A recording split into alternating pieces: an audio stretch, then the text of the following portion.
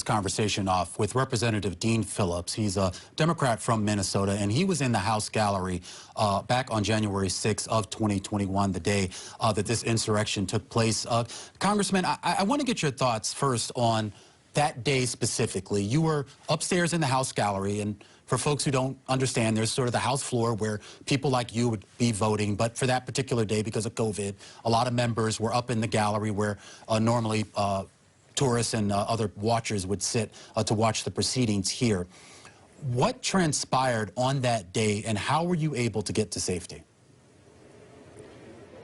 Well, Romaine, it was a day that wasn't just traumatic for those of us in the chamber, but surely for every American who was watching on television. A sense of the same disbelief that every one of us, Democrats and Republicans, that day on the House floor shared amongst ourselves. I was in the gallery with about 25 colleagues, started receiving text messages from my family, my brother, my daughters, asking if we were okay, did we know what was going on outside. I left the chamber with Representative Tom Malinowski from New Jersey, my friend. We looked out the window towards the National Mall and were shocked by the sight of thousands of those who attended the rally marching their way to the Capitol. At that moment, a Capitol Police lieutenant screamed at us to get away from the window, and then we asked if everything was okay, and she said, "Of course, you're in the most secure building in the United States of America." Within moments, Romaine, we were back in the House chamber. Moments later, the Speaker was whisked away by Secret Service. The Sergeant at Arms took the microphone and screamed that we take cover behind chairs, put on our smoke hoods, because rioters, insurrectionists had breached the Capitol, were in the rotunda, and making their way to the House floor. Furniture was thrown against the doors, glass started breaking, screams, and we were trapped for about 15 minutes until finally making our way to safety.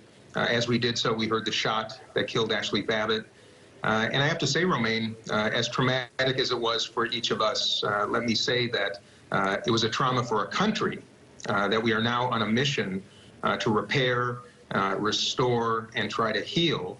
And I just want to say one more thing about the people that did it that day, the insurrectionists.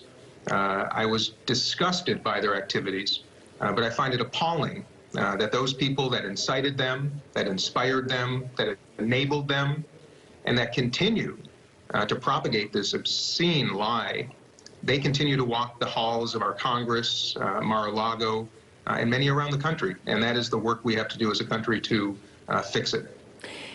You've stated many a poignant term. You've been on airwaves, you've been on newspapers, and you've talked about how you, in those moments, within the gallery group as you became known, sort of understood privilege, recognized it in that moment of how perhaps you felt safer than others because you could blend in, not a person of color in that moment, but also how the fragility of democracy weighed on you.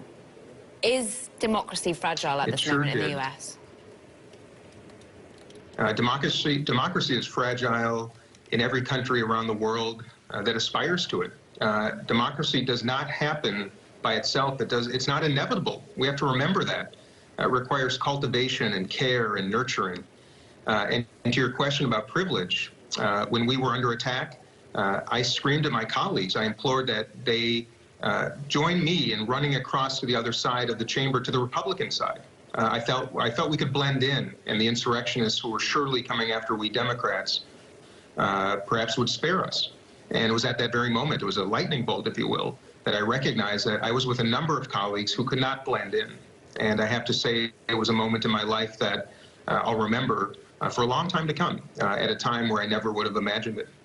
Talk to us about, Congressman, sort of this partisan nature. I was speaking with an analyst earlier, and he said even just a few years ago, even if Democrats and Republicans couldn't agree on issues, at the end of the day, they could respect and get along. Do you feel like because of how partisan we've become that we've sort of lost that ability?